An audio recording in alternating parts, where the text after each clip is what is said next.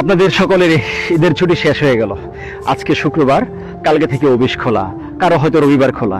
কিন্তু এই ছুটির এই শেষ লগ্নে আপনাদের মনটা কতটুকু কষ্ট পাচ্ছে আমি কিন্তু বুঝতে পারছি। আমি নিজে অনেক কষ্টিত, আপনারা কিন্তু অনেক কষ্টিত। আর কষ্টে কষ্টে আজকে সারাটা দিন চলে গেল। গতকাল থেকে শুরু হয়েছে কষ্ট।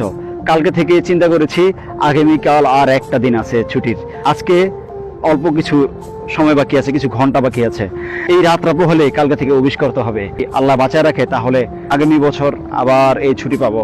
এই ছুটিগুলি পাবো কিনা আল্লাহ যদি কপাল রাখে ইনশাআল্লাহ পাবো। সকলেরই কি পরিমাণ কষ্ট হচ্ছে, বুক ভরা কষ্ট হচ্ছে, মানে খুব মিস করবে এই 8 দিন ছুটিতে।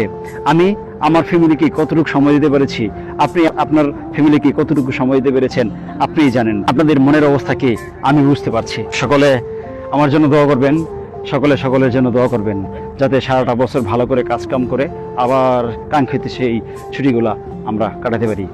তো শেষমেশ আপনাদেরকে জানাচ্ছি বিদায়, শুরু হয়ে যাক কাজ।